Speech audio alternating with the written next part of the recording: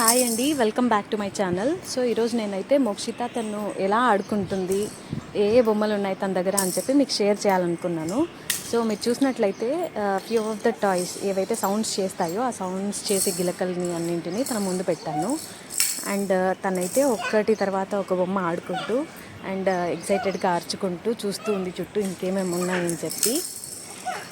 And ఎప్పుడు కూడా పిల్లలు మనం నోటీస్ చేసినట్లయితే ఒక బొమ్మతో ఎక్కువసేపు ఆడుకోవడం అనేది మ్యాక్సిమం జరగదు. సో కాసేపటి తర్వాత ఆ బొమ్మ ఎప్పుడైతే వాళ్ళకి బోర్ కొడుతుందో ఇంకొక బొమ్మను ఇస్తూ ఉండాలి.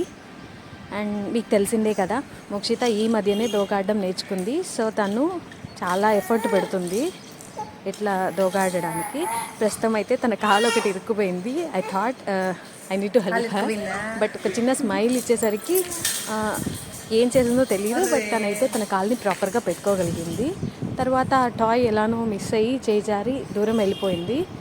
ఇంకా దానికోసం దోగాడుకుంటూ వెళ్తుంది అని నేను ఎట్లయితే అనుకున్నానో, తను నిజంగానే ఆ కాల్ని అలా తీసుకుని దోగాడుకుంటూ వెళ్ళిపోయిందనమాట.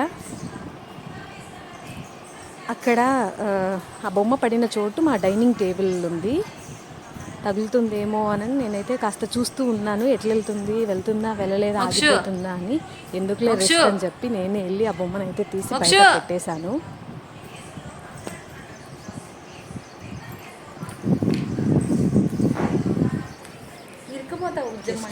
తనైతే చూస్తూ ఉంది, మా అమ్మ నన్ను ఫాలో చూస్తుందా లేదా వెళ్ళాలా వద్దా అని.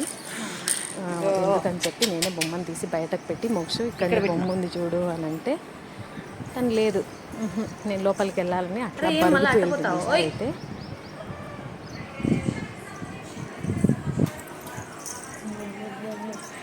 సో పిల్లలకి ఏంటంటే వాళ్ళు ఆడుకుంటున్నప్పుడు నిజమే వాళ్ళు మన చేతుల్లో పట్టుకొని ఎక్కడ ఆడకుండా పరిగెత్తకుండా ఉండాలి అని అంటే వాళ్ళు అసలు కానే కాదు.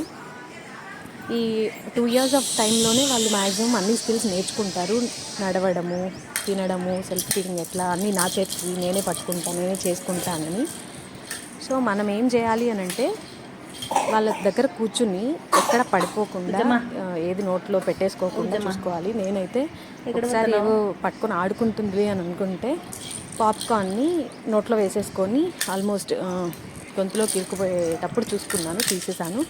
సో వాళ్ళ ముందు ఉండే థింగ్స్ గురించి జాగ్రత్త తీసుకోవాలి ఫస్ట్, ఏవేవి ఉన్నాయి వాళ్ళ ముందర అని. అండ్ ఆఫ్టర్ ఆల్ ఉన్నా కూడా మనమైతే ఒక కంట కనిపెట్టుకొని ఉండాలి, వాళ్ళు వాటిని తింటున్నారా, పట్టుకుంటున్నారా, విసిరేస్తున్నారా, ఆడుతున్నారా అని చెప్పైతే. సో ఇక్కడ చూడండి, ఇది చాలా ఫన్నీ వీడియో.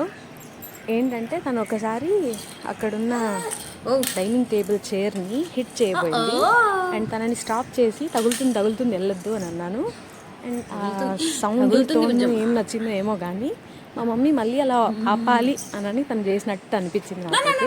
వెళ్ళి గుద్దుతుంది, ఆగాగంటే నవ్వుతుంది, మళ్ళీ రిపీటెడ్గా యాక్షన్ చేస్తుంది. చూడండి, ఎప్పుడైతే పిల్లలకి మనం రీఇన్ఫోర్స్మెంట్ అనేది ఇస్తామో, ఏదైనా మనం హ్యాపీనెస్ ఎగ్జైట్మెంట్ చూపిస్తే వాళ్ళు అది మళ్ళీ మన నుంచి ఎక్స్పెక్ట్ చేస్తారు. సో సేమ్ యాక్షన్ని రిపీట్ చేస్తారు. సో ఎస్ అండి, మీరు కూడా మీ పిల్లల నుంచి ఏదైనా ఒక గుడ్ హ్యాబిట్ని రిపీటెడ్గా వాళ్ళు ఎగ్జిబిట్ చేయాలి అని నేను అనుకునేటట్టయితే వాళ్ళకి ఆ పర్టికులర్ యాక్షన్కి స్పెసిఫిక్గా నువ్వు ఇది చేసావు, that felt so good for me అని చెప్తే కనుక వాళ్ళు రిపీటెడ్గా యాక్షన్ని చేయడం జరుగుతుందన్నమాట. సో థ్యాంక్ యూ అండి, that's all for this video. So play time is mandatory for all the children. మనమైతే టైం లేకనో లేక ఇంకొకటో వాకర్లో అందులో వేసేసి వదిలేస్తుంటాము. ఏది కూడా ఎక్కువసేపు పిల్లలు కూర్చొని అదే యాక్షన్ని చేయలేరు. That thing we all have to understand first of all and let them learn new skills. That's all for this video. Thank you for watching. See you all in the next video. ఏం catch చేస్తాను నాకేనా?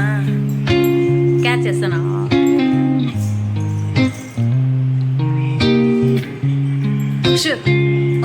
I'm all about words, but it sounds like you're envisioning an instrumental piece that truly captures a calm, beachy ambience.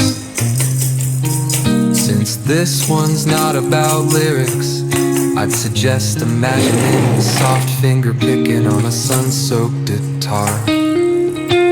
Occasional melodic bends reminiscent of waves rolling ashore. A subtle pocket beat could mimic the rhythm distant tides. Let the absence of vocals create room for the guitar to tell its own serene story, simple, tranquil, and flowing like the ocean breeze.